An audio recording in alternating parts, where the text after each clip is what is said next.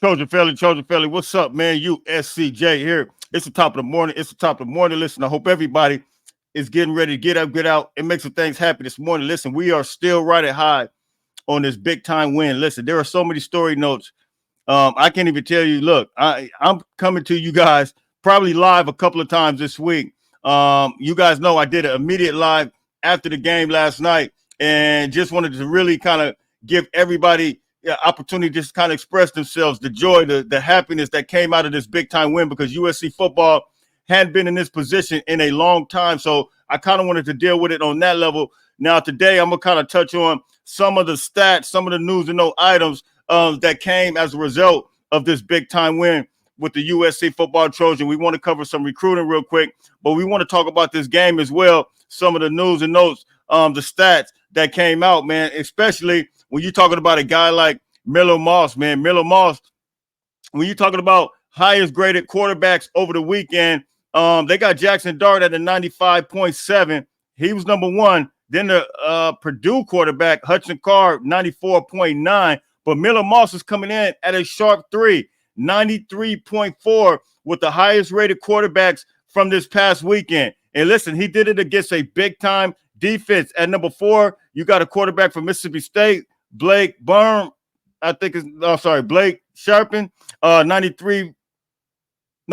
So Miller Moss makes that top 3 as far as the highest rated quarterbacks. And look, man, I'm so excited about what I saw from him last night. It was just unbelievable, man. When you look at his performance, though, from a statistical standpoint, you know, I think a lot of people were very skeptical of what Miller Moss was. What Miller Moss was able to do in the Holiday Bowl, man. They thought that it was just some kind of accident. It was a mistake that Miller Moss, that was a one-time thing. But for him, and I'm trying to pull this stat up for you guys real quick.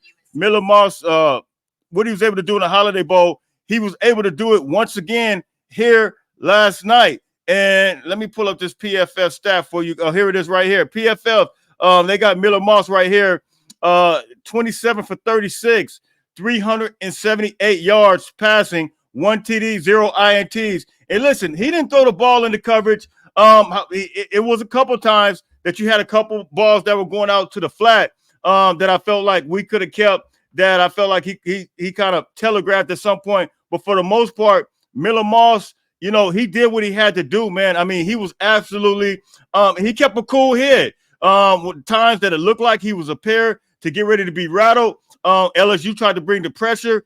You had their big-time guy, Harold Perkins, coming up the middle. At times, it looked like that they were trying to rattle Miller Moss, and Miller Moss kept his composure.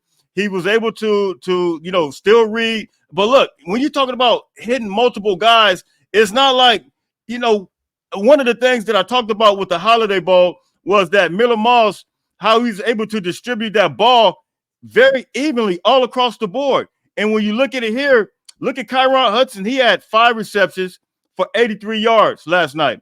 Zachariah Branch, 4 receptions for 56 yards. Lake McCree, he had 5 for 56. Jacoby Lane, 3 for 50. Deuce Robinson, 2 for 49. Kyle Ford, 2 for 45. Makai Lemon had 1 for 22. Woody Marks, he had 3 for 7. Kay Alrich had 1 for 6. Quinn Joyner had 1 for 4. And I can argue this, and, a lot of people might push back, but it seems like Miller Moss, as far as distributing the ball, it seems like he may be somewhat a better distributor, more so than what Caleb Williams did. Now, that's not saying he's a better quarterback. I'm not saying that, but I'm just talking about when you look all across the board, how many guys got the ball. To me, that was that was super impressive just to see him distribute it all across the board. To me, that's a sign of you're not trusting one receiver, but you're trusting all your receivers. That's telling me that you have a relationship with all these guys across the board. And I think as a result, we see more guys, and we see his yardage, the 372 yards. It came with ease, being able to do that. Everybody doesn't have the ability to do that. Now, with Caleb Williams, you saw him, he was moving and grooving. He was hitting guys. You had favorites like Brandon Rice. You see different guys. But man, when you look at this, I just felt like from a distributing standpoint, Miller Moss distribute the ball like second to none. And you got to give him credit. So look, man, hit me in the comments. Look, we're going to be touching this game all week long. I want to talk about this playoff bracket because a new playoff bracket. And as I'm recording this now, there is no new top 25, but I'm expecting USC to break the top 10 today.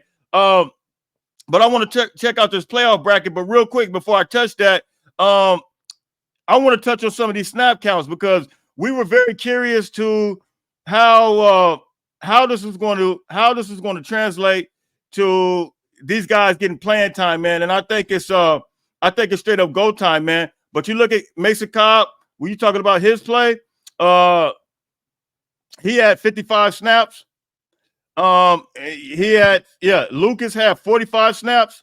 Nate Clifton had 36 snaps. Jamil Muhammad had 32 snaps. Gavin Meyer had 32 snaps. Gentry had 29 snaps. Bear had 28 snaps. Now that's interesting because when you look at Nate Clifton and you look at Gavin Meyer, 32 to Nate Clifton, and then 36 Nate Clifton, 32 Gavin Meyer, and then Bear with 28. I think all those guys we talked about they being in the rotation. They rotated all these guys pretty evenly, man. Nobody got really just more of a snap count than others. And then when you look at Shelby, he had 26.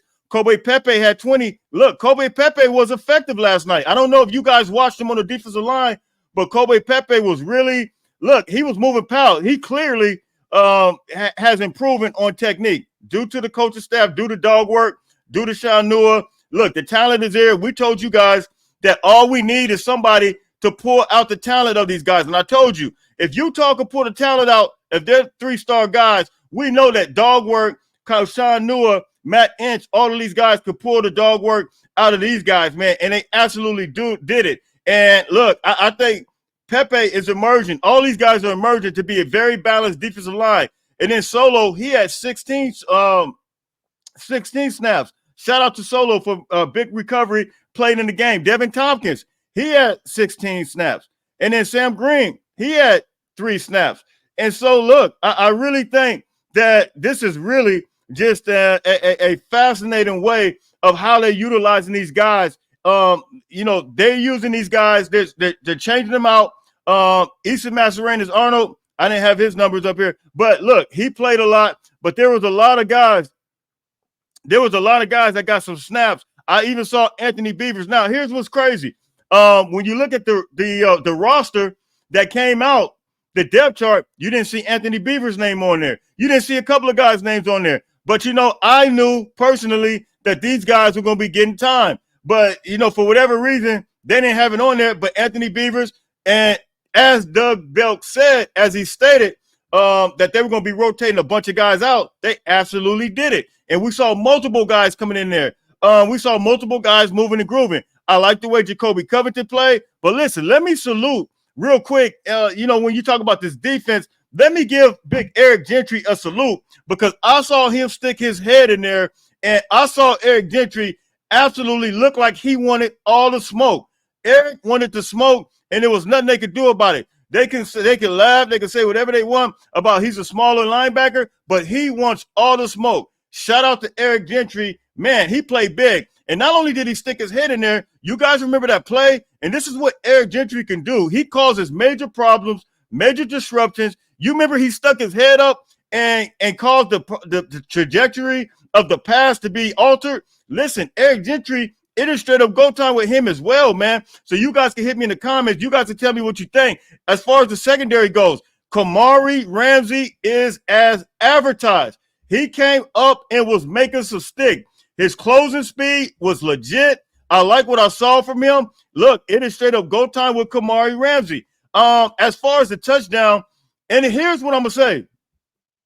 It could have easily been, what was the score, final score? 20. It could have easily been 14 or 13 to the final score. What was it? 27. Because that touchdown with the Arnold brother, Akili Arnold, to me, when I watched that, it almost looked like I mean, he was in place, but it almost looked like he attempted to jump too early, but he realized the ball was too high and he couldn't make the adjustment on it. That's the way I saw it. Akili Arnold was actually in place for that touchdown in the corner of the end zone. Man, you guys can drop those comments.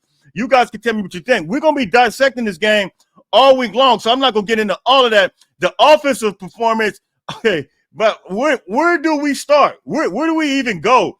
Kyron Hudson, he's getting an MVP, and I think Woody Marks, Kyron Hudson both get the MVP as far as the offense go. Those two guys, man, those two guys were absolutely clutch.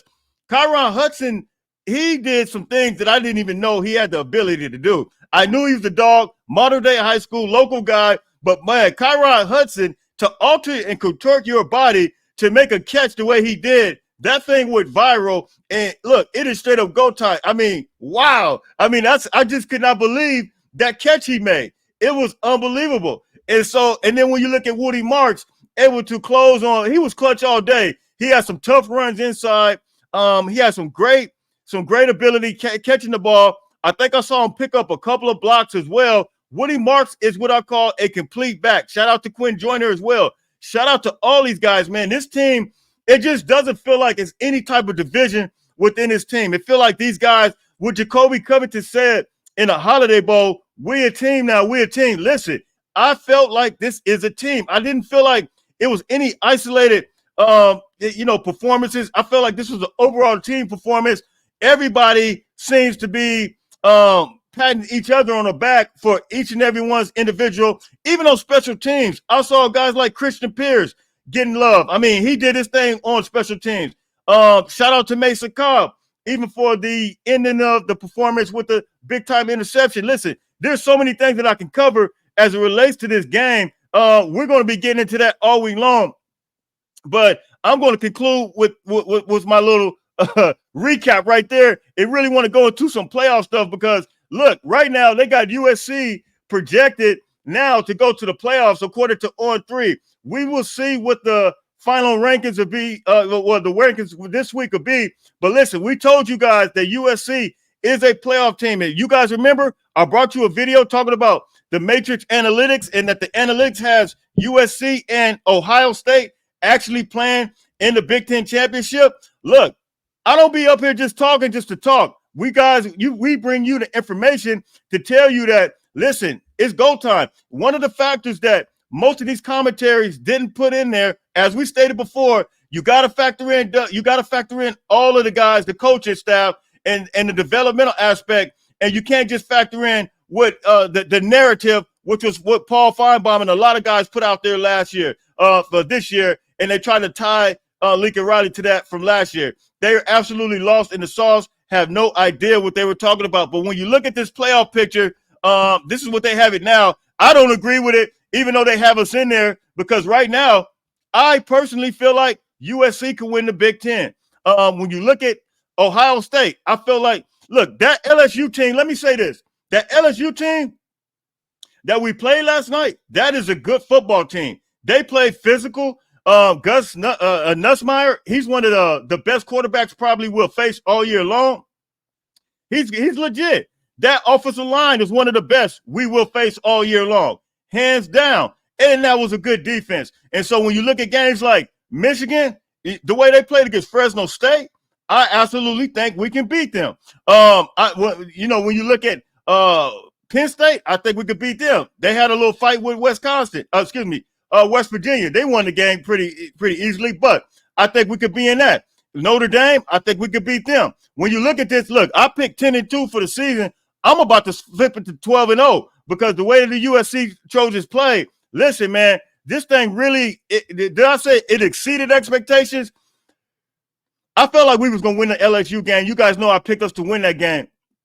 However, from a physicality standpoint, I think it's exceeding a lot of people's expectations right now. I think everything that I anticipated it to be, I think it happened. And just given the fact that the coaching staff, I feel like, and what UCLA did with D'Anton Lynn, what he did with the UCLA team, I really felt like this can happen here. And sure enough, D'Anton Lynn is an absolute winner. How he changed 89th UCLA to the number 10 overall total defense.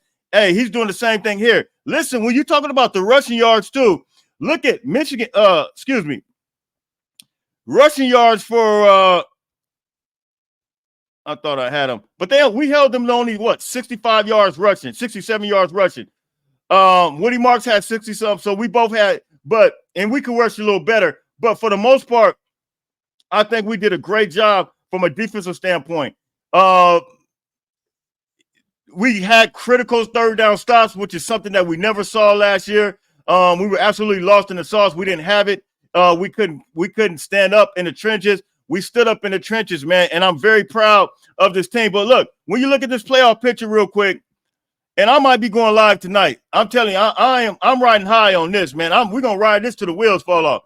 But they got 8 seed Ole Miss, 9 seed Penn State. Then they got 7 Texas, and they got USC projected to play Texas at number 10 seed in the playoff picture. I feel like when you look at these teams, even Oregon, I feel like USC can absolutely beat Oregon.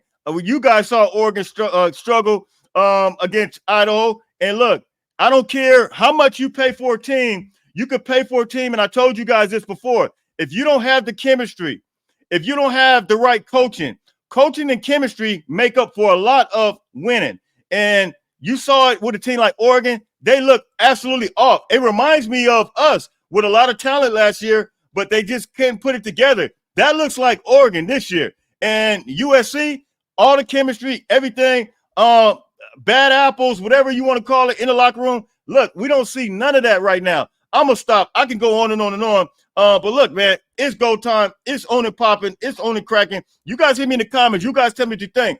It's USCJ32 on Instagram, USCJ32 on Twitter. I'm most likely coming back later on. Until later on, everybody stay blessed. Fight on, fight on, fight on.